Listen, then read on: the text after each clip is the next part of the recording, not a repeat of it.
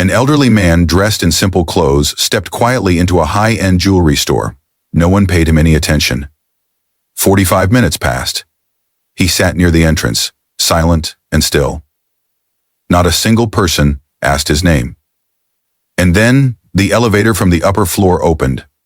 A VIP customer, fresh from being served champagne and diamond samples, suddenly froze mid-step. He locked eyes with the old man near the door, and what he did next left the entire store stunned. Welcome to NT, where everyday kindness becomes unforgettable. Let's begin this journey together. It was a crisp autumn day. The trees lining the main boulevard were just beginning to change, their leaves shifting from summer green to the golden orange hues of early fall. Weekend crowds bustled toward shopping centers, moving fast with coffees in hand and errands on their minds. Among them walked an old man, slowly, steadily, pausing every now and then to glance at the velvet-lined, LED-lit windows of a high-end jewelry store. No one paid him much attention, and truth be told, no one would have guessed why he was really there. His name was Arthur Grady, 78 years old. His eyesight had faded some, and his legs weren't as sure as they once were. But his posture was upright. Like every step he took still carried meaning. In the breast pocket of his worn gray shirt, he carried an old envelope. Inside it, a few rolled-up bills, a business card from the store, and a small sticky note written in firm, careful handwriting. A ring for her, 50th anniversary. It had taken Arthur nearly 2 years to save that money, fixing watches for neighbors, cleaning out old garages, and tucking away every spare penny from his modest pension. Not because he was frugal, but because he was keeping a promise. A promise made to his wife, a promise that had carried him through quiet winters and long nights at their son's hospital bed. Years ago, during one of the hardest seasons of their lives, his wife Helen had quietly sold her wedding ring to help cover their son's medical bills. She hadn't cried, she hadn't hesitated. She simply said, "This can be replaced, he can't." Arthur never forgot. He wasn't buying a ring to make up for anything. He was buying it because he wanted, just once more, to see Helen's eyes light up when she opened a velvet box. Not because of what was inside, but because of what it meant. A promise. Kept. No one at the store knew he had come in for love. They only saw a man in a faded coat, a knit cap, and shoes worn at the heels. But Arthur knew. Today wasn't just another day. Today was the day he came to keep his word. Comment one word, promise, if you believe some promises are never meant to be forgotten. The door chimed softly as he stepped inside. Arthur gave a small nod of greeting, then gently shut the glass door behind him. No one responded. It was a bright Saturday morning in the showroom. Clean tiles, spotless display cases, and staff in sharp suits, with name tags gleaming under the lights. Earpieces buzzed quietly as they whispered back and forth about appointments and priority clients. Arthur stood quietly for a moment, then walked over to a display case. He didn't press his hands to the glass. He just leaned in a little, eyes focused on a single white gold ring. Simple, with a modest stone in the center. Elegant, unpretentious. Exactly what Helen would have chosen. He smiled, faintly. Across the glass, a young woman behind the counter glanced up, then turned away, whispering to a coworker with a soft laugh. Probably just browsing. We get these types all the time. Arthur heard her. But he didn't flinch. He had once worked in Army communications, trained to filter out noise and lock onto the one clear signal that mattered. And today that ring was his signal. He waited a few more minutes, then took a step back, careful not to get in anyone's way. He had never been the type to demand attention. A passing salesman brushed by. Arthur spoke, just above a whisper. "Excuse me, would it be possible to ask about that ring?" The young man glanced down at his shoes, his neatly buttoned shirt, and the deep lines around his eyes. He gave a clipped response. "Caden handles walk-ins. Just have a seat, someone will be with you." There was only one seat, a narrow bench near the front door. Arthur quietly made his way to it, sat down, placed his hands on his knees, and turned his gaze back to the case. Once, long ago, he had waited like this in a jungle. Rain pouring, radios crackling, waiting for one good signal to come through so he could call in help for the men around him. And now he waited in a warm showroom for someone, anyone, to ask what he needed. But no one did. No water, no name. Just a quiet old man beside glittering rings, remembering another time. When Arthur was young, he didn't have much, just calloused hands and a heart that refused to quit. He and Helen had lived in a modest home in the suburbs. The first ring he ever gave her was the simplest one in the store. A thin gold band, no stone, no engraving. And still, she once told him, "I've never seen anything more beautiful." It didn't sparkle, but it meant everything. That simple gold ring stood for all the early years, patching up a leaky roof together, holding hands under a thin blanket on freezing nights, learning to get by with what they had, and never complaining. Then came the day their only son, at just 12 years old, was diagnosed with a severe blood infection. The insurance didn't cover enough. The hospital bills were more than anyone in their working-class neighborhood could afford. Arthur had considered taking out a risky loan, but Helen, calm as always, quietly slipped the wedding ring from her finger and placed it gently in his palm. "This ring can't save our son's life," she said, "but what it's worth might." They sold it without telling a soul. No one asked, and they never offered an explanation. Only the two of them knew, and they kept a small photo, a picture of her hand with the ring, still on it, in a wooden frame by their bedside. From that day forward, Arthur carried a quiet sense of debt. Not because Helen ever made him feel guilty, but because he knew not everyone would give up something so sacred just to save someone they loved. Years passed. Their son recovered, grew up, started a family of his own. Life moved on. But Arthur never forgot. Not because of what the ring was made of, but because of what it represented. Because sometimes, love hides in the smallest things. A nod, a quiet embrace, a ring returned after decades, not to replace something, but to honor it. And so, here he sat, in a polished jewelry showroom, not to reclaim a possession, but to bring back a memory. One more time, with all the reverence of a man who had carried a promise in his heart for nearly 50 years. Comment one word, memory, if you believe sometimes it's the memories that bring us home. 15 minutes passed, then 30. The wall clock ticked steadily above the mahogany paneling, its rhythm mirroring the quiet, steady patience of Arthur Grady, a man who had spent a lifetime waiting without complaint. A young sales associate passed by for the second time, a tray of polished rings balanced in one hand. He gave Arthur a brief glance near the front door, then leaned toward a coworker behind the counter. "He's still there? Think he's actually buying something?" A quiet chuckle followed. "Probably just staying warm. Don't bother." No one walked over to check. Just a few passing glances, the kind people give when they've already made up their minds about you. Maybe they didn't see him at all. Or worse, maybe they did, and decided he wasn't worth noticing. Meanwhile, upstairs, in the private suite reserved for high profitable clients, the atmosphere was entirely different. No rushed footsteps, no sideways stairs, just soft lighting, high-back leather chairs, and a silver tray carrying 2 flutes of chilled champagne, freshly placed on a solid oak table. At the center of the room sat Colonel Rick Morales, retired commander of the 25th Signal Brigade and a longtime VIP client of the store. Tall, dignified, silver-haired, dressed in a tailored gray coat.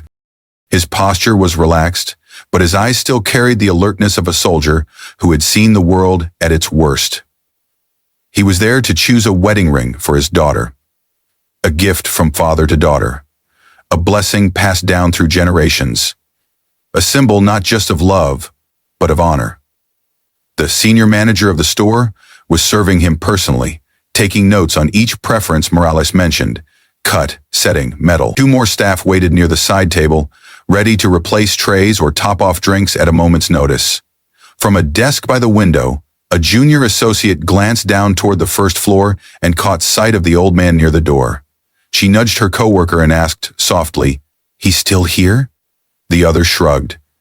"Maybe waiting for a ride. Doesn't really look like the buying type." Nearly an hour had passed since Arthur had first walked in. His eyes no longer drifted toward the display case. They were fixed on the empty space ahead of him. Still, distant. His hands rested gently on his knees, but his fingers were beginning to tremble. Not just from the cold, but from something quieter, something heavier. Then, the rear door opened.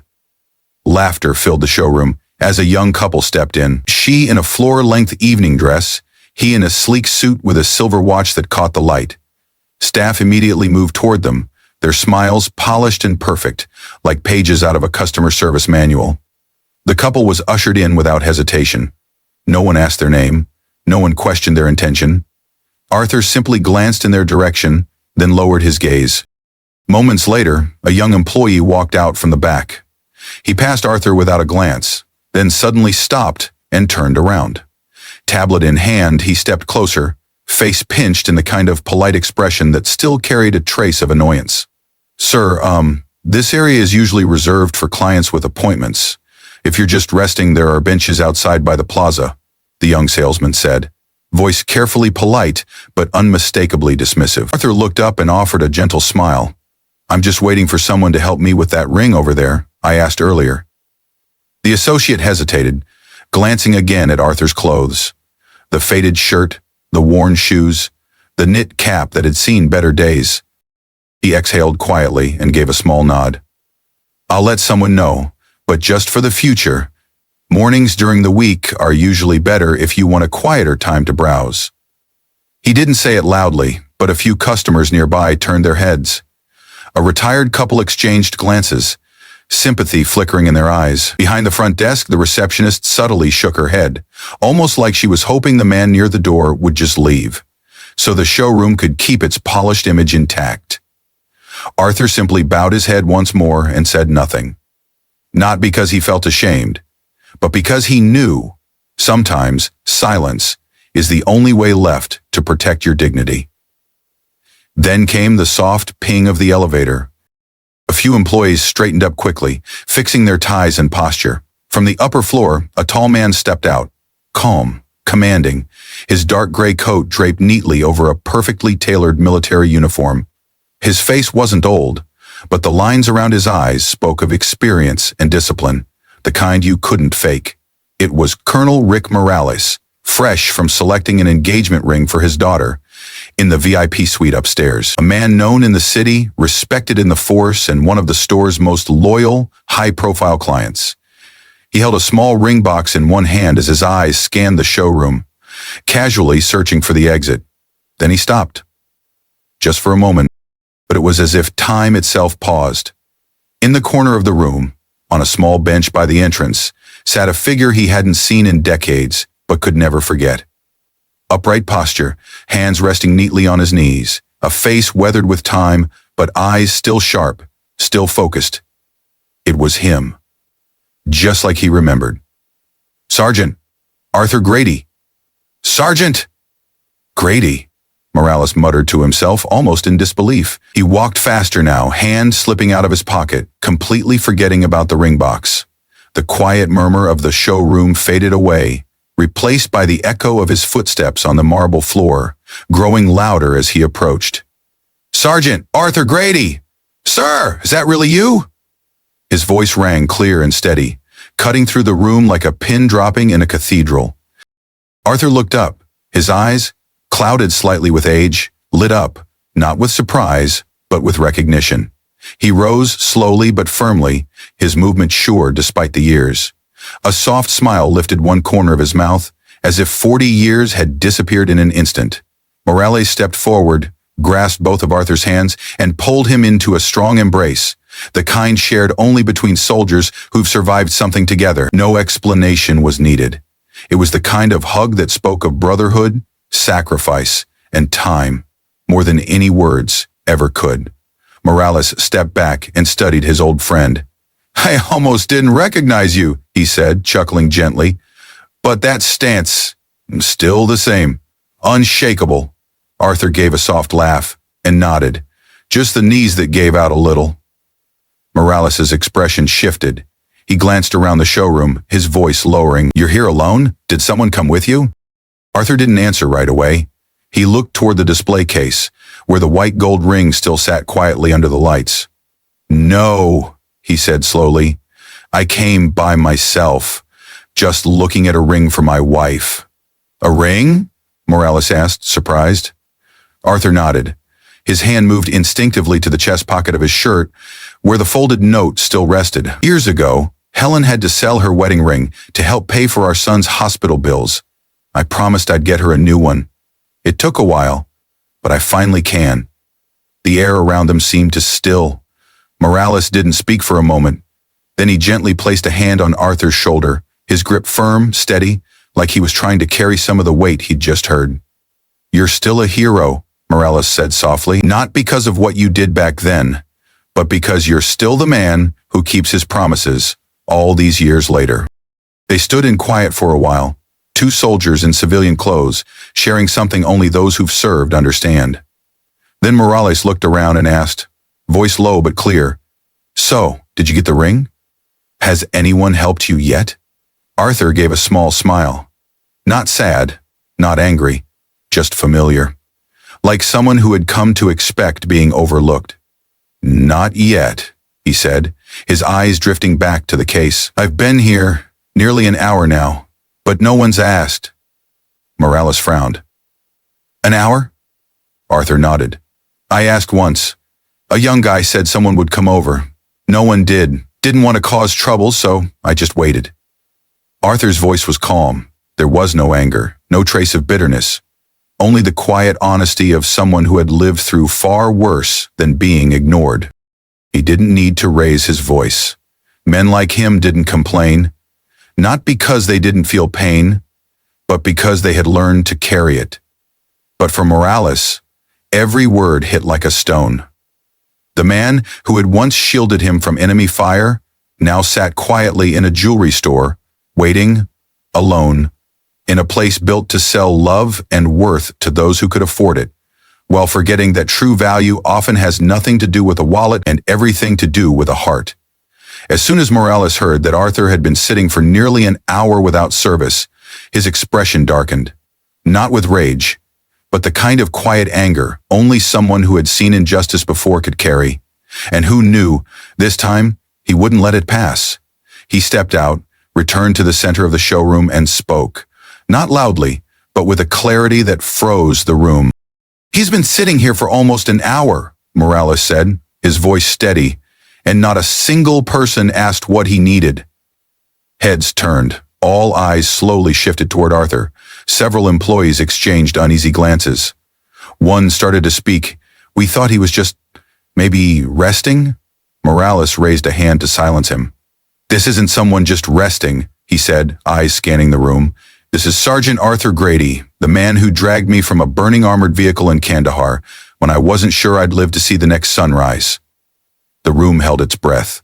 Morales continued, not with fury, but with something quieter, deeper, disappointment, and sorrow. "You saw an old man in worn clothes and scuffed shoes.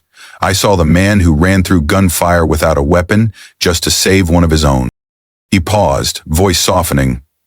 "Every person in this room enjoys the freedom to walk in and out of this store, in part because of people like him." The room was heavy with silence. He didn't need to announce who he was. He didn't need a suit or a title. The only reason anyone deserves respect is because they are human. And they have lived with honor. Behind the counter, a young associate, the one who had passed Arthur more than once without a word, stood frozen. She didn't dare meet anyone's eyes. Her cheeks had turned visibly red. From behind the curtain, the store manager rushed out, nervously smoothing his jacket and folding his hands in front of him. "Colonel Morales, if we've made any mistake here, I assure you." Morales cut him off, voice low and razor sharp. "The mistake was seeing a man and choosing not to see him. You looked at faded clothes and worn shoes and decided he didn't matter, but not one of you asked why he was here." He turned back to Arthur, resting a steady hand on his shoulder, then swept his gaze across the room again. "Remember this face, not because he's a hero, but because he is the reminder that everyone has a story worth hearing if you take the time to stop and ask." And in that moment, the jewelry showroom was no longer a place of luxury and sparkle. It had become a classroom, one where everyone was learning a lesson they wouldn't soon forget. After Morales finished speaking, the room remained completely still. like something irreversible had just occurred. No one could look at Arthur the same way again, and no one could pretend they hadn't seen what they'd chosen to ignore. A few minutes later, Morales quietly stepped to the counter and pulled out his phone. He didn't raise his voice, just spoke a few calm, clipped phrases, the kind you'd hear on a battlefield when orders mattered. No one heard the full conversation. Only 2 words stood out: owner and immediate correction. 10 minutes later, a silver-haired gentleman in a dark overcoat entered the store, flanked by 2 assistants. Several staff recognized him instantly. He was one of the senior partners who co-owned the jewelry chain and, as it turned out, an old friend of Morales from their academy days. "What's going on, Rick?" he asked, shaking Morales' hand firmly. Morales simply pointed to Arthur, then looked back at the staff. "This is why I called you, because if this store has forgotten how to treat a man like him with respect, then it's also forgotten why it exists in the first place." A short meeting took place in the back office. Within half an hour, every employee was informed there would be a mandatory meeting after closing that day. The receptionist, who had brushed past Arthur without a second glance, was reassigned to customer support training and enrolled in a full retraining program. The young associate who had mocked him earlier was ordered to submit a formal written apology and send a personal letter to Arthur's home. But what left Arthur the most speechless wasn't the apologies. It was when Morales returned and placed a small velvet box in his hand, smiling gently. "The ring you picked earlier? It's already taken care of. This isn't a gift. It's a delayed thank you for a promise you never broke." Arthur shook his head gently, starting to protest, but Morales raised his hand and gave a small gesture. "I know you wanted to buy it yourself," he said, "but this time let me be the one to say thank you." And with that, everyone in the showroom watched silently as Mr. Grady stood. He was no longer the old man sitting near the door. He was someone finally seen, finally remembered, for what he had always been. That evening, as the sunlight slanted across the porch of a modest home at the edge of town, Arthur returned to the place he had shared with Helen for over 40 years. Their wedding photo still hung in the corner, unchanged since the day it was framed. Helen sat on the old wooden chair by the window, her silver hair pinned neatly back, a steaming cup of tea in her hands.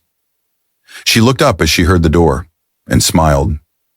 Soft, calm, the kind of smile shaped by decades together. She wasn't surprised. She just knew, as she always did, that he was home, and right on time. Arthur didn't speak at first. He simply walked over, pulled out the chair across from her, and sat down, just like he did on so many quiet afternoons. Only this time, he brought a small red velvet box and placed it gently on the table between them. Helen looked at him, then at the box. "What's today?" she asked, half joking, half curious. Arthur smiled. "It's the day you once taught me something important, that love isn't about what we hold on to. It's about what we're willing to give up." Helen slowly opened the box. Inside was a new ring, simple, elegant, nearly identical to the one she had once parted with so many years ago for their son's life. She didn't speak. Her hand trembled slightly as she closed the box again, as though trying not to let something sacred slip away. "I remember," Arthur said softly, "every word you said, and I promised I'd bring it back when the time was right." Helen sat in silence for a few moments, then gently placed her hand over his. "You didn't have to," she whispered. Arthur's eyes didn't leave her hand. "I know," he said, "but I should." They didn't need to say more. They simply sat there, together, in the golden hush of evening, inside a small, weathered house filled with things that hadn't faded. Memory, gratitude, and a promise, finally kept. We often think a promise needs something grand, a contract, a ceremony, a declaration in front of a crowd, but most of the promises that truly matter are whispered at the dinner table, murmured beside a hospital bed, or spoken silently in a nod when no one else is listening. Arthur Grady didn't need anyone to remind him of his promise, because when something is said with your whole heart, it stays with you, not as a burden, but as a quiet compass, guiding your steps. But the modern world doesn't run on memory or sincerity. It runs on appearance, statistics, and snap judgments. We pass by the man in worn clothes, sitting quietly on the sidewalk, not realizing he was once a teacher, a soldier, a father. We see an elderly person struggling in a grocery aisle and assume they're out of touch. We see a veteran driving an old truck and think they never made it. We see someone who doesn't talk much and assume they have nothing to say. But the truth is, this world was built by people like them, by those who keep their promises without being reminded, by those who give love without needing recognition, by those who did the right thing and kept doing it long after the spotlight moved on. Comment one word. Remember, if you believe there are people and promises that should never be forgotten. And if this story stirred something in you today, don't forget to follow Into Amazing Stories. Here, we share the stories the modern world too often overlooks. Stories of honor, of quiet courage, of the kind of love that doesn't need to be loud to be real. Thanks for watching. See you in the next story.